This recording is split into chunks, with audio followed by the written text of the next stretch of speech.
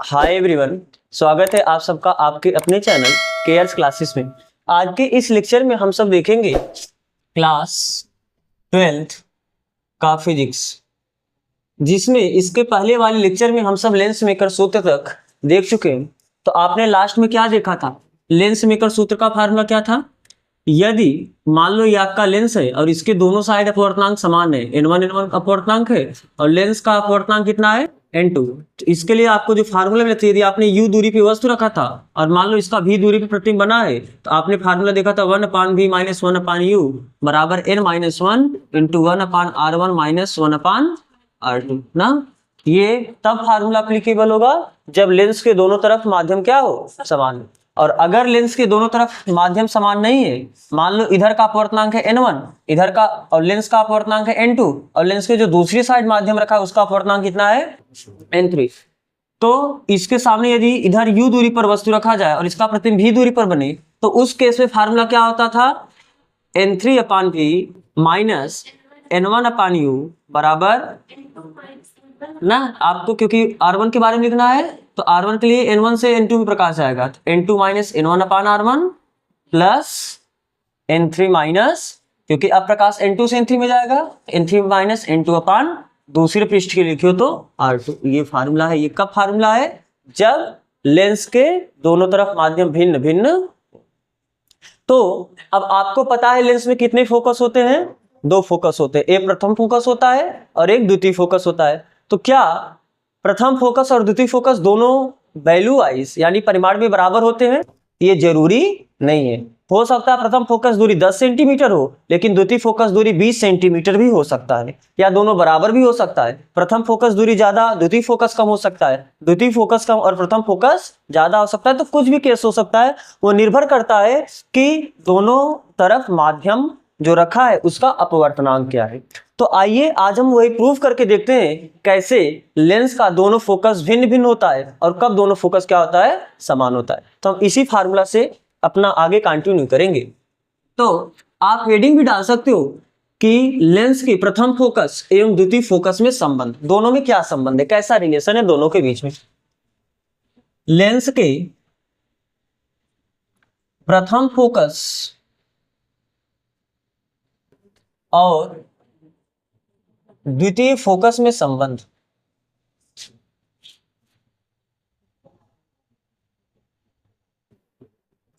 प्रथम फोकस और द्वितीय फोकस में संबंध।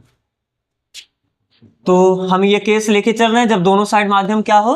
अलग अलग हो।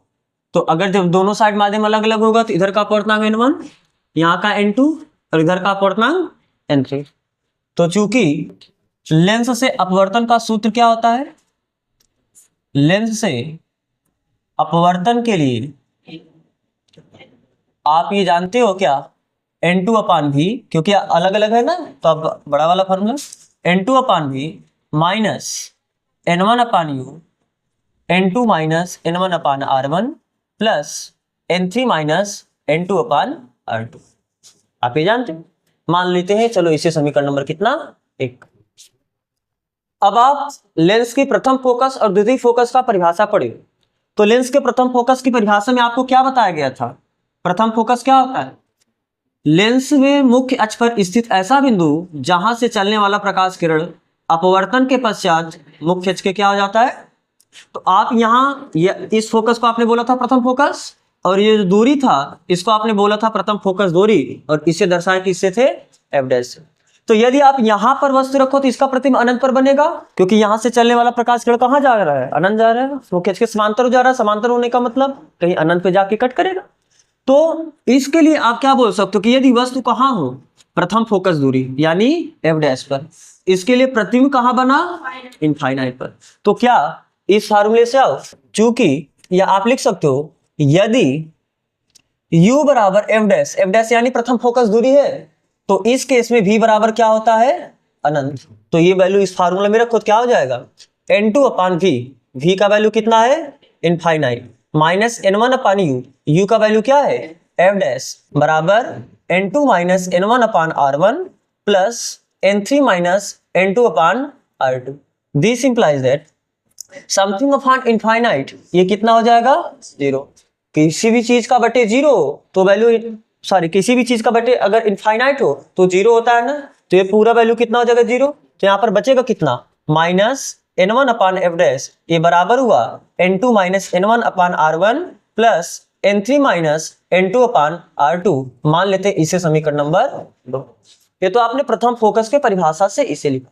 द्वितीय फोकस के परिभाषा से क्या होता था, इसे हम यानी चलो ये नीचे करते हैं। द्वितीय फोकस क्या था, मुख्य अक्ष के समांतर चलने वाली प्रकाश की किरण अपवर्तन के पश्चात लेंस के मुख्य अक्ष को जिस बिंदु पर काटता था उसी बिंदु को आप क्या बोलते थे, द्वितीय फोकस। और ये जो प्रकाशीय केंद्र होता है, प्रकाशीय केंद्र से द्वितीय फोकस के बीच की जो दूरी होती है, इसी दूरी को आप बोलते हैं द्वितीय फोकस दूरी, और दर्शाते किससे हो। तो यहां पर आपको क्या दिख रहा है, अगर वस्तु अनंत पर होगा तो अनंत से चलने वाला प्रकाश किरण मुख्य अक्ष के समांतर कहां काट रहा है, फोकस पे काट रहा है। यानी यदि अनंत पे वस्तु रखोगे तो उसका प्रतिबिंब कहां बनेगा, द्वितीय फोकस पे। यानी अगर वस्तु की स्थिति अनंत हुई तो उसके प्रतिबिंब की स्थिति क्या हो जाएगी, द्वितीय फोकस दूरी यानी एफ। तो वही चीज यदि क्या u बराबर इनफाइनाइट हो, u बराबर क्या हो इनफाइनाइट, तो उस केस में प्रतिबिंब भी कहां बनता है, द्वितीय फोकस f पर बनता है। तो ये वैल्यू ले जाके आप समीकरण 1 में रखो, तो समीकरण 1 से क्या हो जाएगा, समीकरण 1 से n2 अपान v, और v की जगह कितना रखना है f, माइनस n1 का वैल्यू n1 तो ऐसे रखो, और u का वैल्यू कितना है इनफाइनाइट, ये बराबर हुआ दूसरा साइड दिया था n2 माइनस n1 अपान r1 plus n3 minus n2 अपान r2। मान लेते हैं इसे समीकरण नंबर कितना 3। इधर साइड को समझाने के लिए वैसे था, इधर इरेज करते हैं।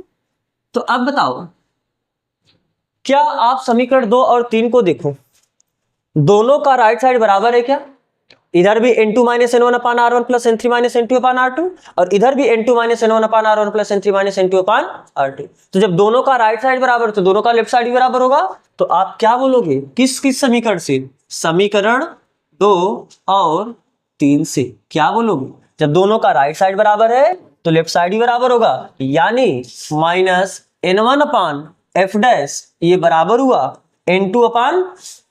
अच्छा एक मिनट, यहाँ पर थोड़ा इसे और सरल कर लो, उसके बाद समीकरण 3 मानो।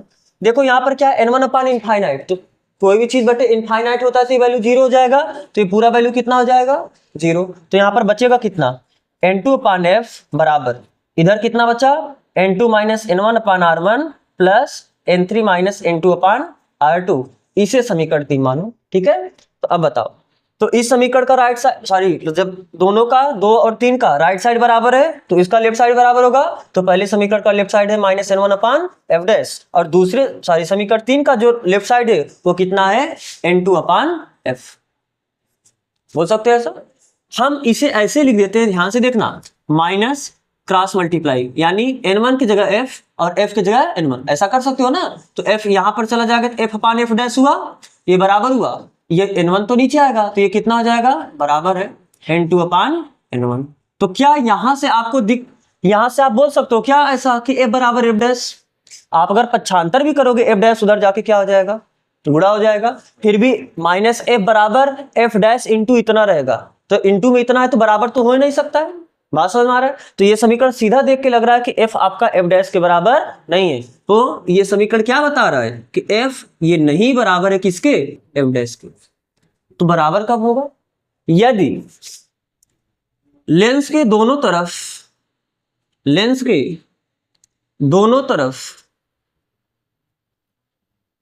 पदार्थ या माध्यम समान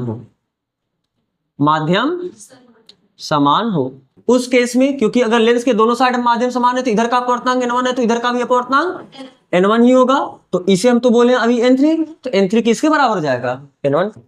तो इस केस में n3 किसके बराबर होगा, क्योंकि उधर का भी माध्यम वही है इधर का भी माध्यम वही है, जब माध्यम समान है तो अपवर्तनांक भी तो समान ही होगा, तो n3 बराबर किसके होगा, इसे समीकरण मान लो, आप मान लो समीकरण नंबर।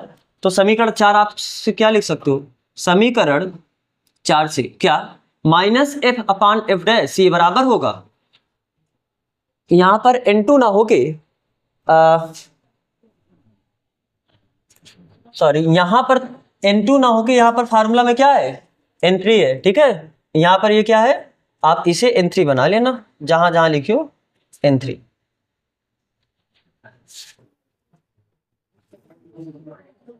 कितना ये समीकरण -n1/f' बराबर ये इसका समीकरण राइट साइड कितना है n3/, तो कितना हो जाएगा यहाँ पर n3/n1, तो n3 बराबर n1। हाँ अब बताओ ये समीकरण कितना हो जाएगा, n3 की जगह आप कितना लिख सकते हो, अरे n3 किसके बराबर, n1 के बराबर है ना, n3 बराबर कितना हो जाएगा n1, तो यानी n1/n1।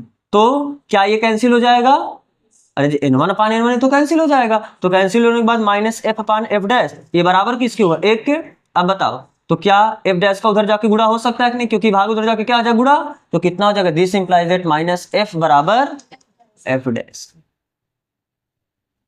यानी यहां पर देखो f क्या है, द्वितीय फोकस दूरी, f' क्या है, प्रथम फोकस दूरी, और दोनों क्या आ गया, ये बीच में माइनस का क्या काम, कि माइनस बस ये बता रहा होगा कि दोनों एक दूसरे के विपरीत दिशा में, और आप ये जानते भी हो कि अगर द्वितीय फोकस दूरी उधर होगा तो प्रथम फोकस दूरी इधर होगा, तो बराबर, लेकिन वैल्यू वाइज बराबर कब होंगे, जब दोनों साइड माध्यम क्या होगा, समान होगा। तो बात समझ आ रहा है ना, तो आपको ये बात याद रखना है कि लेंस की दोनों फोकस दूरियां बराबर सदैव नहीं होती है, बराबर एक केस में होंगी जब उनके लेंस के दोनों साइड दोनों तरफ रखे माध्यम क्या हो, समान हो। ठीक है, तो आप इसे नोट कर सकते हो। चलो आप सब अब लिख चुके होगे, तो अब हम चल बढ़ते हैं अगले हेडिंग की तरफ। तो पहली बात आप ये मत जानना, आप अभी तक ये जानते हो कि उत्तल लेंस का परिभाषा क्या होता है, जो किनारों पे पतला और बीच में मोटा वो उत्तल लेंस होता है। अवतल लेंस का परिभाषा क्या होता है, जो किनारों पे मोटा और बीच में पतला हो आपका अवतल लेंस होता है। लेकिन आप ये बात याद रखना कि उत्तल लेंस सदैव उत्तल लेंस की भांति व्यवहार करे ये जरूरी नहीं है, और अवतल लेंस सदैव अवतल लेंस की भांति व्यवहार करे ये भी जरूरी। अगर आप लेंस को किसी ऐसे द्रव में डुबा दो जिसमें कि जैसे मान लो कि आपका ये लेंस है, लेंस का कुछ न कुछ अपवर्तनांक होगा, अगर आपने इसको ऐसे द्रव में डुबा दिया कि इस द्रव का अपवर्तनांक इस लेंस के अपवर्तनांक से ज्यादा हो जाए, उस समय लेंस की प्रकृति क्या हो जाएगी, बदल जाएगी। यानी उत्तल लेंस अवतल की भांति व्यवहार करेगा और अवतल लेंस उत्तल की भांति व्यवहार करेगा। ऐसा भी हो सकता है कि उत्तल लेंस समतल लेंस की भांति व्यवहार करे और अवतल लेंस समतल लेंस की भांति व्यवहार करे, तो कुछ भी हो सकता है। तो कब लेंस की प्रकृति बदल जाएगी ये हम समझेंगे। कैसे समझेंगे, फोकस पे। आप फोकस का फार्मूला अभी इसके पहले आपने जब लेंस मेकर सूत्र देखा था तो वहां पर आपने फार्मूला देखा है ना, 1/f बराबर n-1 1/r1 -1/r2। तो हम इस फार्मूले की सहायता से लेंस को अलग अलग द्रव में डुबा के उसकी फोकस दूरी को निकालेंगे। और फोकस, क्योंकि आपको पता है किसी भी लेंस का जो मेन फोकस होता है कौन सा फोकस होता है, द्वितीय फोकस। पता है आपको ये बात ना, किसी भी लेंस का जो मेन, क्योंकि लेंस का दो फोकस होता है, एक प्रथम फोकस और एक द्वितीय फोकस, तो जो मुख्य फोकस होता है वो कौन होता है, द्वितीय फोकस। और आपको ये भी पता है कि जो उत्तल लेंस होता है, उत्तल लेंस का द्वितीय फोकस इधर होता है, और जो अवतल लेंस होता है, अवतल लेंस का द्वितीय फोकस इस साइड होता है। तो क्या बताओ, ये जो दूरी होगी ये f2, ये जो द्वितीय फोकस दूरी होगी इसे आप क्यों लेफ्ट से दर्शाते हो, जो द्वितीय फोकस दूरी होगी इसे आप किससे दर्शाते हो, क्यों लेफ्ट से दर्शाते हो। तो उत्तल लेंस के लिए ये दूरी उस साइड है यानी प्लस है। तो अगर फोकस f का वैल्यू प्लस आया तो वो कौन सा लेंस होगा, उत्तल लेंस होगा, और अगर f का वैल्यू माइनस आया तो कौन सा लेंस होगा, अवतल लेंस होगा। और आप इस बात को अब याद भी रखो कि उत्तल लेंस का फोकस धनात्मक होता है और अवतल लेंस का फोकस ऋणात्मक होता है। तो हम इस फार्मूले की सहायता से देखेंगे कि कब लेंस कैसा व्यवहार करेगा, यानी माध्यम पे भी निर्भर करेगा। जो लेंस की फोकस होगी ये किस पे निर्भर करेगी, माध्यमों पर निर्भर करेगी, केवल माध्यमों पर ही, केवल माध्यम का मतलब माध्यम के अपवर्तनांक पर। और यहाँ पर आप माध्यम का ही थोड़ा लिखते हो, माध्यम का अपवर्तनांक लिखते हो ना। तो जब हम कहते हैं माध्यम तो उस बात का तात्पर्य होता है माध्यम का अपवर्तनांक। तो हम देखेंगे लेंस की फोकस दूरी अपवर्तनांक पर कैसे निर्भर करती है, फिर देखेंगे लेंस की फोकस दूरी वक्रता त्रिज्याओं पर कैसे निर्भर करती है। तो आज हम ये देखेंगे लेंस की फोकस दूरी की अपवर्तनांक पर निर्भरता। आप अगला हेडिंग डालिए, लेंस की फोकस दूरी की अपवर्तनांक पर निर्भरता। लेंस की फोकस दूरी की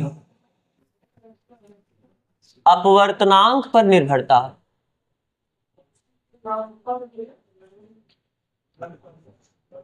इसमें तीन केस है। कैसे तीन केस है, जैसे मान लो आप ये जो लेंस पढ़े हो या जो लेंस जानते हो, हम इसको ऐसे द्रव में डुबा दें, आप खुद देखना और बताना क्या सही है, 3 केस ऐसा संभव है। मान लो हम इसको ऐसे द्रव में डुबा रहे हैं, तो द्रव को मैं क्या बोलूंगा, लिक्विड, और इसे दर्शाएंगे किससे, एल से ना। और क्योंकि लेंस अक्सर सामान्यतः कांच का बना होता है, तो सामान्यतः हम इसे, जब कांच का बना होता है तो हम इसे दर्शाएंगे जी से। तो अब बताओ 3 संभावना है, कब, जब इसका अपवर्तनांक इसके अपवर्तनांक से कम हो। दूसरी संभावना क्या है, जब इसका अपवर्तनांक इसके अपवर्तनांक के बराबर हो। और तीसरी संभावना क्या है, जब इसका अपवर्तनांक इसके अपवर्तनांक से ज्यादा हो। ये 3 संभव केसेस हो सकते हैं, ये 3 संभव स्थितियां हैं। इसका अपवर्तनांक इससे कम हो, इसका अपवर्तनांक इसके बराबर हो, इसका अपवर्तनांक इससे ज्यादा हो। तो तीनों स्थिति में हम देखेंगे इसका बिहेवियर, इसका बर्ताव कैसा होता है। तो पहले स्थिति में बात करते हैं का, जब लेंस ऐसे द्रव में डुबाया जाए कि उसका अपवर्तनांक, किसका अपवर्तनांक, उस द्रव का अपवर्तनांक लेंस के अपवर्तनांक से क्या हो, कम हो। और जब हम बात करते हैं अपवर्तनांक का, आप एक वर्ड पहले से ही पढ़ चुके हो, निरपेक्ष अपवर्तनांक। क्या होता है निरपेक्ष अपवर्तनांक, किसी भी माध्यम का वायु के सापेक्ष जो अपवर्तनांक होता है वह उसका क्या कहलाता है, निरपेक्ष अपवर्तनांक। और आपको ये पता है, जब आप लिखते हो 1n2 बराबर n2 अपान, तो क्या यहां पर ये n2 क्या है, दूसरे माध्यम का अपवर्तनांक, किसके सापेक्ष, वायु के। जब कुछ नहीं लिखा है तो किसके सापेक्ष, वायु के सापेक्ष।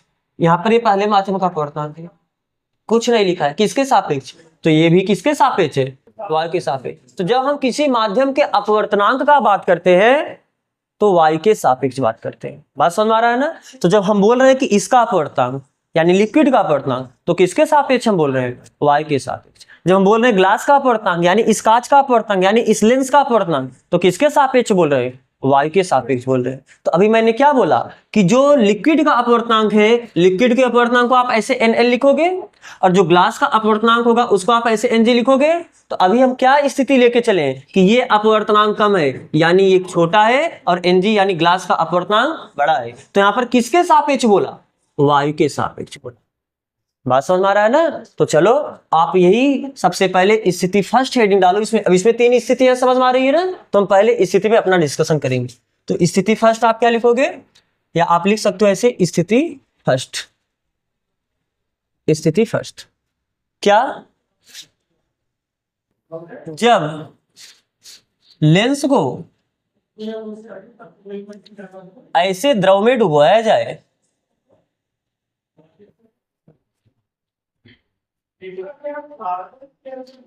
या ऐसे द्रव में रखा जाए जिसका अपवर्तनांक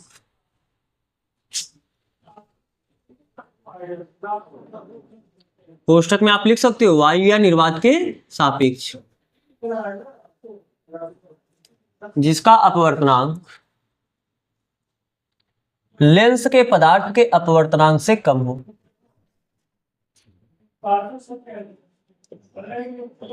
अपवर्तनांक और किसके सापेक्ष, ये भी है वायु के ही सापेक्ष।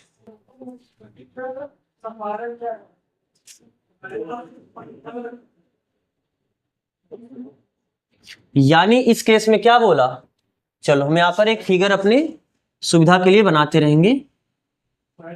ये आपका मान लो लेंस है, इसको हमने एक द्रव में डुबाया, द्रव को मैंने डिनोट किया L से, और इस लेंस के पदार्थ को मैंने डिनोट कर दिया G से। तो यहां पर क्या बोला है कि जो आपने इसे ऐसे द्रव में डुबाया है कि इस द्रव का अपवर्तनांक NL ये कम है, किससे, ग्लास के अपवर्तनांक यानी NG। ठीक है, आपने ये डी डाला ना, जब लेंस को ऐसे द्रव में डुबाया जाए कि जिसका अपवर्तनांक यानी इस द्रव का अपवर्तनांक, इस लिक्विड का अपवर्तनांक क्या हो, लेंस के पदार्थ के अपवर्तनांक से कम हो। लेंस के पदार्थ का अपवर्तनांक यानी NG, इससे क्या हो, कम हो। और आप इसे ऐसे भी लिख सकते हो, क्या, ऐसे A, किसी के सापेक्ष बात करें मतलब वायु के सापेक्ष बात करें। ठीक है, तो हम पहले देखेंगे कि इसकी वायु में फोकस दूरी क्या थी, और अब हम देखेंगे कि इसकी इस द्रव में फोकस दूरी क्या है। उससे पहले आप ये बताओ, क्योंकि जब आप इसको द्रव में डुबोओगे तो प्रकाश लिक्विड से ग्लास में जाएगा कि नहीं जाएगा, तो जो आप ये फार्मूला देखते हो 1/f equal to n minus 1 1/r1 minus 1/r2, तो यहाँ पर n क्या होता है? n क्या होता है? अपवर्तनांक। किसका अपवर्तनांक? लेंस को ऐसे आपने y में रखा था ना, तो जब हवा से प्रकाश कांच में गया था तो यानी y के सापेक्ष कांच का अपवर्तनांक ये था। तो अगर लेंस को आपने द्रव में डुबाया है तो अब प्रकाश द्रव से कांच में जाएगा, यानी आपको ये जो n है ये n आपका LNG होगा कि नहीं होगा? क्योंकि प्रकाश लिक्विड से ग्लास में जाएगा। -1 और 1/r1 माइनस 1/r2, इसके बारे में बात करना। तो यानी अब आपको LNG के भी बारे में चाहिए, तो LNG आप कैसे बताओगे? चूंकि LNG होता क्या है, LNG को क्या आप ऐसा लिख सकते हो क्या? Ng/NL। बोलो बताओ कौन बड़ा है, Ng बड़ा है कि NL बड़ा है? सीधी सी बात है, ऊपर देखो Ng बड़ा है, NL आपका छोटा है। तो जब अंश बड़ा है, हर छोटा है, तो वैल्यू 1 से बड़ा होगा नहीं बड़ा होगा? आपको ये पता है ना, जब कभी भी किसी भिन्न का अंश हर से बड़ा होता है तो वो वैल्यू 1 से बड़ा होगा, और अगर अंश छोटा होगा तो वैल्यू 1 से छोटा होगा। तो चूंकि ये आप सीधा लिख सकते हो, दिस इंप्लाइज दैट LNG ये आपका क्या होगा? 1 से बड़ा होगा। अभी में ये जरूरत है, देखते हैं, फिर बाकी जो जो जरूरत होगा हम उसे निकालते रहेंगे। तो चलो सबसे पहले आप हवा में लेंस की फोकस को चेक करो। चूंकि जब लेंस, या आप लिख लो, माना लेंस की वायुवी फोकस दूरी, जब लेंस को आपने वायु में रखा तो उस समय उसकी कुछ फोकस दूरी रही होगी, उसे हम दर्शाते हैं किससे? FA। FA का मतलब एयर में उसकी फोकस दूरी। तो माना लेंस की वायु फोकस दूरी क्या है? FA।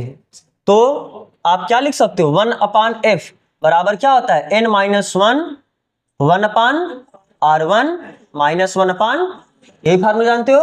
तो क्या f की जगह हम FA लिख दें? अरे बोलो क्यों? हवा में आप चेक कर रहे हो ना, तो जब आप लेंस को हवा में रखे थे तो प्रकाश हवा से ग्लास में गया था नहीं गया था? तो उस केस में आप केवल n नहीं लिखोगे, उस केस में ANG लिख सकते हो। क्लियर? चलो मान लेते इसे समीकरण नंबर कितना? 1। अब हमने क्या किया? लेंस को द्रव में, ये तो हवा की स्थिति क्या बात है, अब आपने लेंस को उस द्रव में डुबाया है। किस द्रव में डुबाया है? जिसका अपवर्तनांक लेंस के अपवर्तनांक से कम है। तो जब द्रव में डुबाया हो तब उसकी फोकस दूरी बताओ। तो हम लिखते हैं यहां पर केस, माना लेंस की द्रव में फोकस दूरी FL है। ठीक है, FL का मतलब लिक्विड में फोकस दूरी, उस द्रव में फोकस दूरी। तो अब ये फार्मूला, क्योंकि फार्मूला आप ये जानते हो ना, 1/f equal to n-1 1/r1 minus 1/r2। वक्रता त्रिज्या तो नहीं चेंज होगा, वक्रता त्रिज्या जितना पहले था उतना, लेकिन f ये क्या हो जाएगा? FL। और n क्या हो जाएगा? n की जगह क्या लिखे? अब की जो प्रकाश है अब की बार वो कहां से जा रहा है? लिक्विड से ग्लास में जा रहा है प्रकाश, तो LNG होगा ये, LN। समझ में आ रहा है बात ना? मान लो इसे समीकरण नंबर कितना? 2। आप एक काम करो, समीकरण 1 में समीकरण 2 का क्या कर दो? भाग दो। आप लिखोगे इसे पूरा समीकरण 1 में समीकरण 2 का भाग देने पर, तो जब भाग दोगे तो समीकरण 1 आपका क्या है? 1/f। और क्योंकि आपको पता है ना, जब लेफ्ट साइड में लेफ्ट साइड का भाग देते हो, राइट साइड में राइट साइड का भाग देते हो, तो लेफ्ट साइड आपका 1/f है और इसका लेफ्ट साइड क्या है? 1/FL क्या है? बराबर इसका राइट साइड क्या है? ANG -1 1/r1 माइनस 1/, और इसका लेफ्ट साइड बताओ, sorry right side, LNG -1 1/r1 minus 1/, क्या 1/r1 माइनस 1/r2 सेम है, कैंसिल हो जाएगा, और ये जो हर है अंश में चला जाएगा, यानी FL/FA बराबर कितना हुआ? ANG -1 ऊपर बचा और नीचे क्या बचा? LNG -1। ठीक है, अब बताओ ये वैल्यू बड़ा है कि ये वैल्यू बड़ा है? इसे एक समीकरण नाम दो। मान लो ये समीकरण कितना हुआ? 3। बताओ ये वैल्यू, क्योंकि आप यहां से ये तो इनका तुलना करना है ना, FL बड़ा है FA बड़ा है, कौन बड़ा है? तो इसका तुलना तो हम इसी से करेंगे। अगर ये बड़ा होगा तो ये बड़ा होगा, ये छोटा होगा तो ये छोटा होगा। तो आप बताओ ये बड़ा है कि ये बड़ा है? ANG -1 बड़ा है कि LNG -1 बड़ा है? अभी ऐसे कैसे बता सकते हो? कैसे? पहले ANG और LNG में तुलना करो। ANG और LNG में बताओ कौन बड़ा है। अच्छा, इसे आप ऐसा लिख सकते हो क्या, NG/NA? और इसे आप ऐसा लिख सकते हो क्या, NG/NL? दोनों का हर तो बराबर है, सॉरी अंश, दोनों का अंश बराबर है। अब हर में देखो कौन बड़ा। Na क्या है? हवा का अपवर्तनांक। और NL क्या है? उस द्रव का अपवर्तनांक। और आपको पता है कि वायु का अपवर्तनांक सबसे कम होता है, यानी ये अपवर्तनांक ज्यादा होगा। तो जिसका हर बड़ा होता है वो वैल्यू छोटा होता है। आपको पता है ना, जिस भिन्न का हर बड़ा होता है वह भिन्न छोटा होता है। बात समझ आ रहा है ना? तो यानी अगर NL बड़ा है, NL बड़ा है तो NL बड़ा है किससे? Na से। तो अगर ये बड़ा है तो ये पूरा छोटा आ जाएगा, क्योंकि जितना बड़े वैल्यू का भाग दोगे उतना वैल्यू और छोटा होता जाएगा। तो यानी ये बड़ा हो जाएगा फिर ये छोटा हो जाएगा। बात समझ आ रहा है ना? और जैसे ये छोटा हुआ, यानी ये है क्या, इसी की जगह तो इसे लिखे हो। तो अगर ये बड़ा हुआ तो यानी ये बड़ा होगा। तो ANG बड़ा होगा और LNG छोटा होगा। तो जब ये बड़ा है ये छोटा है और दोनों में से एक एक घटाओगे, यानी ANG में से आपने एक को घटाया और LNG में से आपने एक को घटाया, तो अगर ये बड़ा था तो इसमें से एक घटाओगे और इसमें से भी आपने एक घटाया, तो अगर ये बड़ा था तो ये भी अभी क्या आएगा? कैसे? जैसे मान लो ये 10 था और ये 20 था। बात समझ आ रहा है ना? तो ये बड़ा है, ये छोटा है। आप इसमें से 5 घटा दिए और आप इसमें से 5 घटा दिए, फिर भी तो ये बड़ा ही रहेगा। बात समझ आ रहा है? जो बड़ा, क्योंकि अगर दो, एक बड़ा है और एक छोटा है, उसमें से आपने बराबर बराबर को घटा दिया, फिर भी बड़ा वाला बड़ा ही रहेगा ना।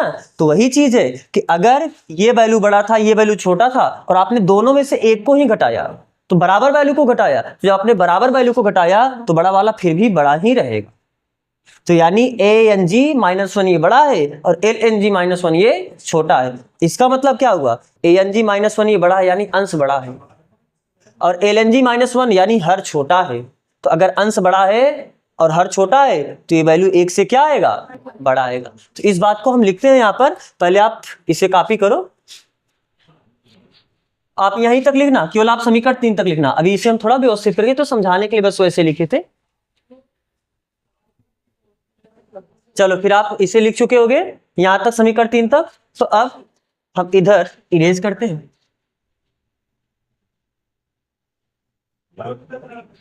अब बताओ, तो वही चीज आप काफी पहले कर लो। चूंकि ANG ये बड़ा है किससे? LNG से बड़ा है ना। और रीजन आप दे सकते हो क्यों? क्योंकि आपको पता है ना कि ANG क्या है? NG/Na है और LNG क्या है? NG/NL है। अरे LG यही है और ये है। तो आपका जब अंश दोनों का बराबर है तो ये हर जिसका बड़ा होगा वो क्या हो जाएगा? छोटा हो जाएगा। तो LL ये आपका बड़ा है, इसलिए भिन्न आपका क्या हुआ? छोटा हुआ। तो इसीलिए मैंने इसे कम लिखा और इसे क्या लिखा है? ज्यादा लिखा है। तो अगर आप दोनों साइड एक घटाओगे तो कोई फर्क नहीं पड़ेगा। आप इधर भी एक घटा दोगे तो आप इधर भी एक घटा दोगे, फिर भी ये क्या रहा? बड़ा रहा और ये आपका क्या रहा? छोटा रहा। तो समीकरण 3 से आप क्या लिख सकते हो? समीकरण 3 से, क्योंकि ये आपका अंश में है समीकरण 3 के और ये आपका हर में है समीकरण 3 के। तो जब अंश बड़ा है और हर छोटा है तो वैल्यू 1 से बड़ा होता है। तो समीकरण 3 से आप क्या लिख सकते हो? FL, या चलो एक लाइन हम और लिख देते हैं। This implies that ANG -1 upon LNG -1 ये आपका क्या रहा? 1 से बड़ा रहा, क्योंकि अंश हर से बड़ा है। तो अब बोलो समीकरण कितने से? 3 से। क्या समीकरण 3 से क्या है? ये वैल्यू आपका 1 से बड़ा आया, तो ये वैल्यू भी, क्योंकि ये इसके बराबर है, तो यदि इतना 1 से बड़ा हुआ तो ये भी तो 1 से बड़ा होगा। तो this implies that FL upon FA ये 1 से क्या हुआ? बड़ा हुआ। और यहां से आप बोल सकते हो FL ये बड़ा हुआ किससे? FA से। इस बात का मतलब समझो। इस बात का मतलब क्या है कि FL यानी लिक्विड में फोकस, यानी जब आपने द्रव में उस लेंस को डुबाया है, उस द्रव लेंस की फोकस दूरी ज्यादा है किससे? वायु में जो फोकस दूरी थी। बात समझ आ रहा है ना? जो वायु में फोकस दूरी थी अरे एफ ए का मतलब क्या है, वायु में फोकस दूरी, और एफ एल का मतलब क्या है, उस द्रव में फोकस दूरी। तो द्रव में फोकस दूरी बड़ा है किसके तुलना में, वायु की तुलना में। लेकिन अब प्रकृति का बात करते हैं। प्रकृति का मतलब उत्तल अवतल की भांति तो कहीं व्यवहार नहीं करा, या अवतल उत्तल की भांति व्यवहार नहीं करा है, बिल्कुल नहीं। कैसे, आपको कैसे पता चला कि इसकी प्रकृति नहीं बदलेगी, इस समीकरण से, समीकरण 2 से। ध्यान से देखो, आप यहां तक लिख चुके हो ना सब लोग, तो एक चीज आप ध्यान से देखना, समीकरण 1 आपका क्या था, ये आपको लिखना नहीं है। समीकरण 1 आपका क्या है, 1/FA बराबर ANG -1 1/R1 -1/R। ध्यान से देखना, अगर लेंस पहले उत्तल लेंस रहा होगा, यानी हवा में उत्तल लेंस रहा होगा, अगर लेंस आपका हवा में कुछ भी हो सकता है, उत्तल भी हो सकता है, अवतल भी हो सकता है। मान लेते हैं कि लेंस हवा में कैसा लेंस था, उत्तल लेंस था। तो अगर वो उत्तल लेंस रहा होगा तो उसकी फोकस दूरी प्लस रही होगी, यानी FA प्लस। एक में जब प्लस वैल्यू का भाग दोगे तो पूरा क्या आ जाएगा, प्लस आ जाएगा। तो ये प्लस कब होगा, जब ये भी प्लस हो और ये भी प्लस हो, और ये प्लस होगा ही होगा। क्यों, ANG क्या है, हवा के सापेक्ष ग्लास का अपवर्तनांक, और आपको पता है कि हवा के सापेक्ष कांच का अपवर्तनांक 1.5 होता है। बात समझ आ रहा है। तो जब 1.5 में से एक को घटाओगे तो 0.5 प्लस आया, तो ये वैल्यू प्लस है तो ये वैल्यू भी प्लस होगा, तो ये प्लस होगा, ये प्लस होगा, तभी तो गुणा करने के बाद प्लस आएगा। तो यानी आपको क्या मिला, ये वैल्यू आपका क्या है, प्लस। तो अगर ये वैल्यू प्लस है तो यही तो आपने यहां पर रखा है, तो ये भी तो प्लस होगा, बोलो, ये भी प्लस होगा। तो अगर ये प्लस है तो फिर ये क्या होगा, क्योंकि LNG आपने देखो अभी जब यहां पर इरेज की, इसके ऊपर आप एकदम सबसे स्टार्टिंग में देखो, शुरू से 2-3 लाइन पे बात देखो, आपने वहां पर लिखा है LNG ये 1 से क्या है, बड़ा है। देख लिखियो कि नहीं लिखियो। तो अगर ये वैल्यू 1 से बड़ा है तो 1 से बड़े वैल्यू में 1 को घटाओगे तो वैल्यू पॉजिटिव आएगा, तो ये प्लस, तो ये प्लस, तो अभी ये क्या आया, प्लस। यानी शुरू में यदि प्लस था तो लिक्विड में भी प्लस आया, यानी शुरू में उत्तल लेंस था तो अभी क्या हुआ, उत्तल लेंस हुआ। यानी फोकस दूरी बदला, मतलब लेंस की प्रकृति बदला नहीं, पहले उत्तल था तो अब भी क्या हुआ।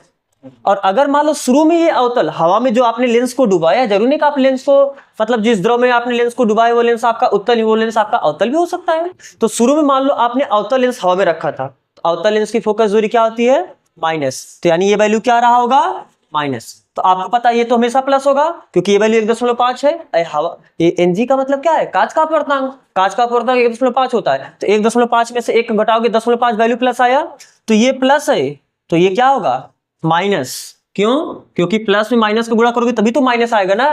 तो यानी ये वैल्यू आपका क्या आया, माइनस। तो यदि ये माइनस है तो ये वैल्यू भी, क्योंकि यही तो आपने यहाँ पर कॉपी किया है, तो ये वैल्यू भी क्या आएगा, माइनस। ये तो क्योंकि आपने लिखा है LNG 1 से बड़ा है, ये 1 से बड़ा है, तो 1 से बड़े वैल्यू में 1 को घटाओगे तो वैल्यू प्लस ही आएगा। 1 से ज्यादा वैल्यू में 1 को घटाओगे तभी तो प्लस ही बचेगा कुछ ना। तो ये आपका प्लस है, आपका माइनस है, तो प्लस में माइनस को गुणा करोगे ये क्या आ गया आपका, तो यानी FL भी आपका क्या आया, यानी अवतल लेंस अब भी है। अगर शुरू में अवतल था तो अब भी क्या है, अवतल लेंस है। यानी लेंस की प्रकृति नहीं बदली। अगर लेंस वायु में उत्तल लेंस था तो द्रव में डुबाने के बाद भी वो उत्तल लेंस है, और अगर लेंस वायु में अवतल लेंस था तो द्रव में डुबाने के बाद भी अवतल लेंस ही है। तो बदला क्या, केवल फोकस दूरी। लेंस FL का मतलब क्या है, लिक्विड में डुबाने के बाद फोकस दूरी। FA का मतलब क्या है, हवा में फोकस दूरी। तो लिक्विड में जो फोकस दूरी उसकी आ रही है, वो हवा में जो फोकस दूरी था उससे क्या है, ज्यादा है, लेकिन प्रकृति नहीं बदली। तो आप लिख सकते हो। तो इतना लिखने के बाद आप ये लिखना क्या, कि चलो इसे कुछ मान लेते, अस्पष्ट है कि, या आप लिख सकते हो अस्पष्टतर, अस्पष्टतर लेंस को ऐसे द्रव में डुबोने पर या ऐसे द्रव में रखने पर जिसकी फोकस दूरी या जिसका अपवर्तनांक, जिसका अपवर्तनांक लेंस के पदार्थ के अपवर्तनांक, लेंस के पदार्थ के अपवर्तनांक से कम हो। क्या फर्क पड़ा, प्रकृति पर कोई प्रभाव नहीं पड़ा, बस उसकी क्या हुई, फोकस दूरी बढ़ गई। स्पष्टता लेंस को ऐसे द्रव में रखने पर उसकी प्रकृति पर कोई प्रभाव नहीं पड़ता, लेकिन फोकस दूरी क्या होती है, बढ़ जाती है। अगर आपको ये डेरिवेशन तैयार हो रहा है तो अच्छी बात है, डेरिवेशन नहीं आपको ये कैसे हुआ अगर समझ में आ रहा है अच्छी बात है, तो ना आप इस रिजल्ट को जरूर याद रखना। क्या कि अगर लेंस को ऐसे द्रव में डुबोगे कि उस द्रव का फोकस अपवर्तनांक लेंस के अपवर्तनांक से कम हो तो लेंस की सिर्फ फोकस दूरी बढ़ जाएगी, उसकी प्रकृति यानी उत्तल उत्तल की भांति ही व्यवहार करेगा और अवतल अवतल की भांति व्यवहार करे। तो अब हम दूसरे केस पे चलेंगे, आप यहां तक पहले कॉपी करो। चलो फिर इसके आगे हम लोग जो स्थिति 2 और स्थिति 3 है उसे हम अगले वीडियो में कंटिन्यू करेंगे। तो आज बस यही तक करते हैं। तो यहाँ तक जुड़ने के लिए आप सबका बहुत बहुत धन्यवाद।